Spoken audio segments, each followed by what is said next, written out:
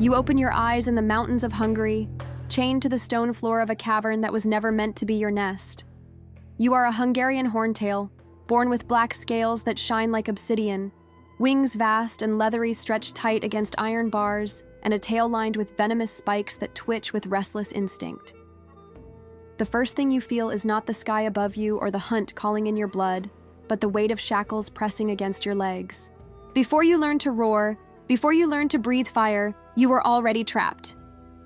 Wizards came in the night when your mother slept, casting nets woven with magic and binding spells strong enough to drag her down. They didn't just take her. They took your clutch, your siblings, every heartbeat of your brood. Some were sold, others dragged away as trophies. You remained behind, a hatchling chained for study in the dark. From outside the cave, you sometimes caught glimpses of centaurs staring from the forest edge, their faces stern and unreadable. They did not dare to intervene. They knew that wizard fire would burn through any resistance, and even a horntail cannot fight a dozen wands at once. To you, they were silent watchers of your captivity, reminders that no creature, however proud, could stand against the humans who ruled with magic.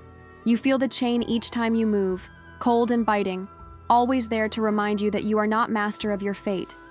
You were born with wings meant to cut the clouds, with claws meant to crush stone, yet the first sounds you hear are the clinks of your prison. Instinct tells you to fight, to lash out, but you learn quickly that every burst of flame is punished. Spells crash into your body, shocks of searing light that leave your muscles twitching long after the echo fades. Even as a hatchling, you understand this simple truth. In this world, your fire does not grant you freedom. It makes you valuable to your captors.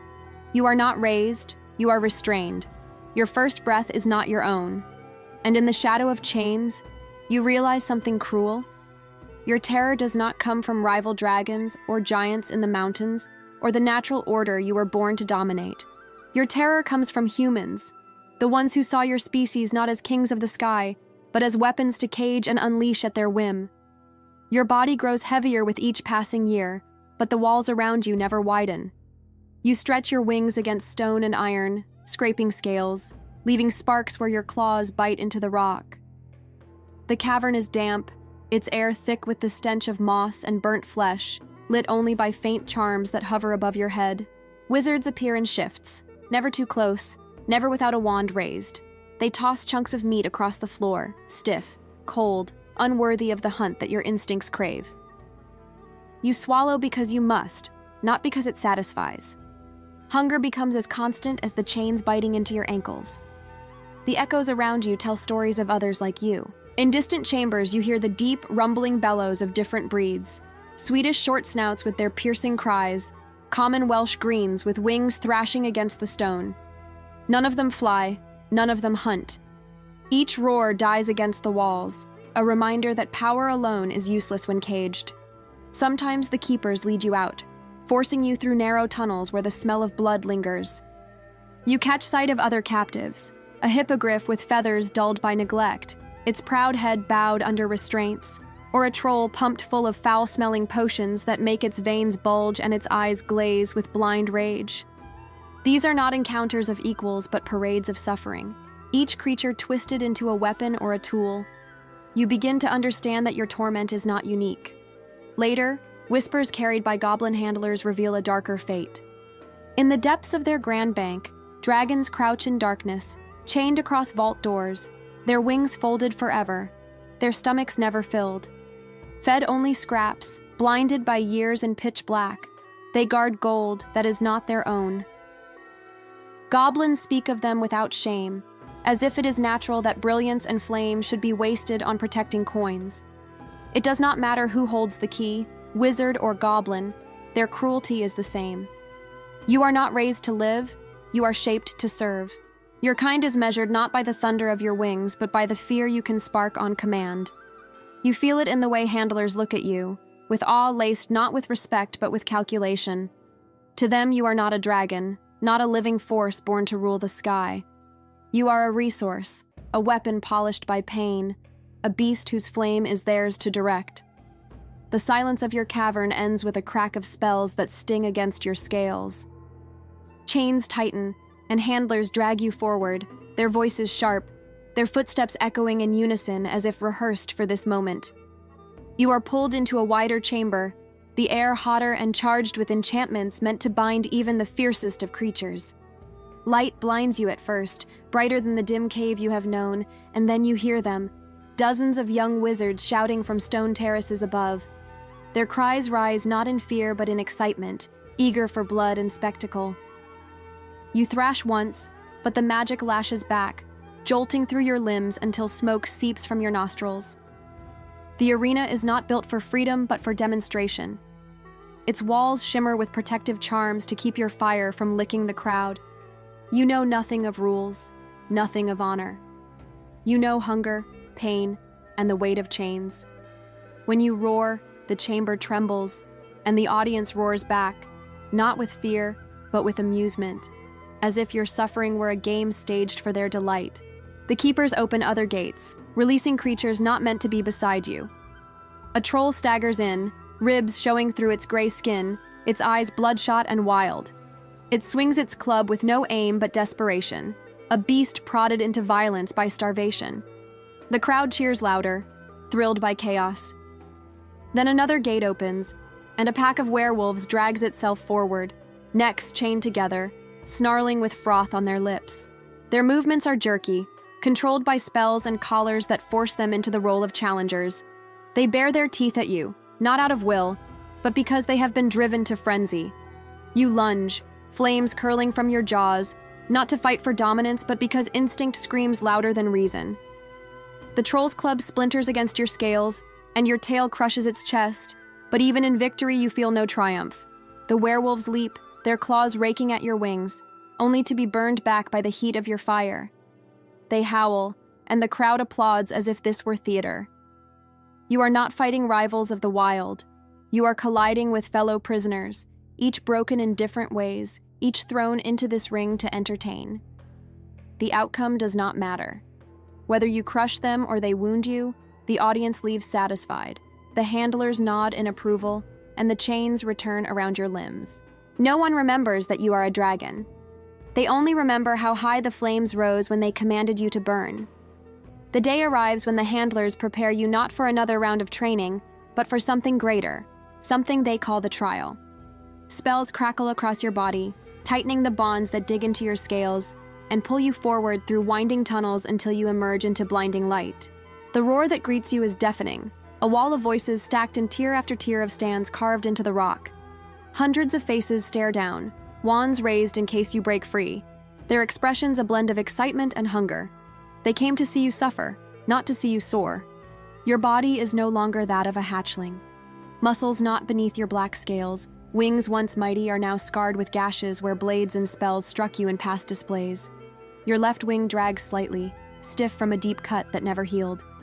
Each scar tells the story of a battle you never chose, yet here you stand again, not because you seek glory, but because chains drag you to it. At the center of the arena lies a nest glittering with eggs, round and pale, their shells gleaming unnaturally in the sunlight. They are not yours.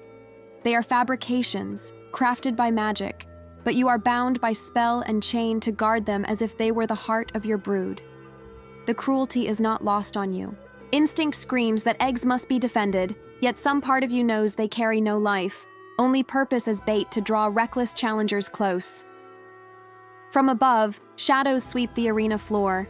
Dementors drift silently, their rotted cloaks stirring the dust. They are not here for the audience. They are here for you. Each time your rage builds, they glide closer, and the cold they exude seeps into your chest, draining the fire that churns in your lungs. They dull your fury, leeching it away so that the handlers can keep control. Your fire sputters, your vision blurs, yet the crowd cheers at every twitch of your body as if your torment were the finest performance.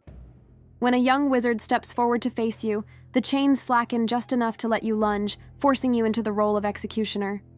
You bare your fangs, flames spilling from your jaws, your roar shaking the walls. The audience roars back, a tide of sound that has nothing to do with your strength and everything to do with their pleasure. You are no longer a dragon in their eyes. You are an obstacle, a trial to be survived. Your value lies not in your power, but in the danger you present to others. When the wizard raises a wand and the first spell slams into your chest, the crowd gasps in delight. Pain spreads across your body, and chains bite deeper as you rear back. They do not see the scars, the exhaustion, the years stolen in cages. They see a monster to be conquered, a spectacle to be applauded. You are forced to fight not for survival, not for freedom, but to fuel their legend, while your own life bleeds away unseen. When the clash is over, there is no sense of triumph.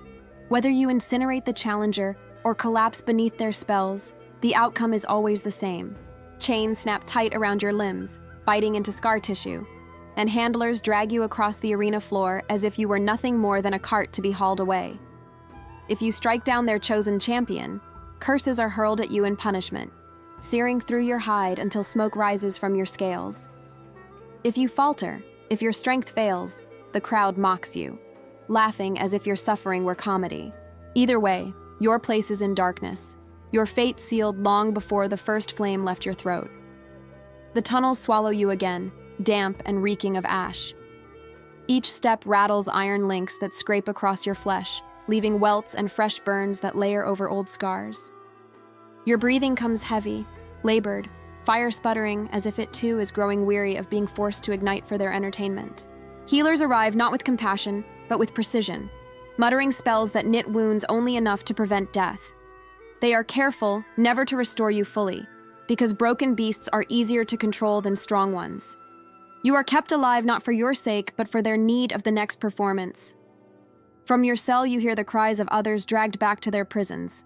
A mermaid sobs, her voice echoing like shattered glass, punished for failing to lure a contestant into the depths of her enchanted pool.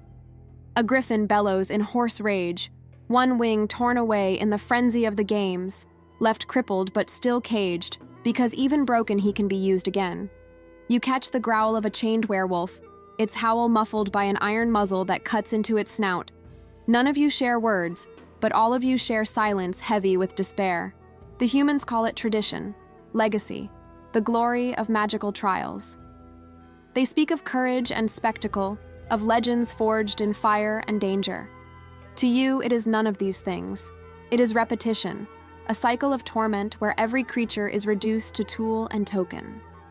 Your world is narrowed to the scrape of chains, the hiss of spells, and the knowledge that no matter how high your flames rise or how deep your enemies fall, you will always be dragged back to the dark, waiting for the next command, the next battle, the next scar.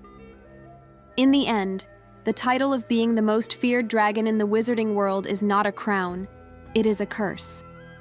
The Hungarian Horntail carries the reputation of death on wings, of flame hotter than any other, of claws sharp enough to tear through stone. But that name does not bring freedom, it brings chains. Every scar across your body is proof that fear has never worked in your favor. The more terrible you are, the more wizards hunt you, the more goblins bind you, the more your life is twisted into a weapon and paraded as spectacle. Your fire does not light the sky in freedom. It scorches walls that never fall, strikes against wards that absorb the heat, and lashes out at chains that only tighten with each struggle. Even your wings, meant to ride storms across mountains and seas, remain folded against iron bars, their strength wasted in cramped dungeons and narrow arenas. You were shaped by nature to be untouchable, but the more your species terrified, the more desperate humans became to control you. The irony is bitter. If you had been weaker, you might have been ignored, left to roam the peaks where your ancestors once ruled. Instead, your power guaranteed your captivity. Wizards wrote your name into textbooks to frighten their children, to prove their bravery by surviving your flame, yet they never allowed your kind the dignity of life outside cages. The same fear that should have kept you safe instead marks you as prize and prisoner. In whispered corridors, you have heard tales of others like you, horntails dragged into Gringotts vaults to rot in darkness, chained as guards for treasures that glitter but mean nothing. You have heard of your kin smuggled across borders, bound in arenas where cheering crowds gawk at every flame, never knowing the pain behind it. Each story is the same. The more dreaded the horntail, the less freedom it is given. You exist as proof of human triumph, not as the ruler of the skies you were born to be. Even the creatures who fear you, centaurs in their forests, giants in their mountains, merfolk in their lakes, do not see a sovereign beast. They see what wizards have made of you, an enslaved terror dragged on stage whenever legends demand blood and fire. You do not live as dragon, you endure as myth, and the myth is twisted. To them you are danger made flesh, but never deserving of respect or freedom, and so your fate is sealed by your very nature. The curse of being most feared is that you are never free to be what you are. Fear should have kept you safe, but in the hands of men it has become your chain. To be a Hungarian Horntail is not to rule the skies, but to bleed for the crowds that cheer your pain.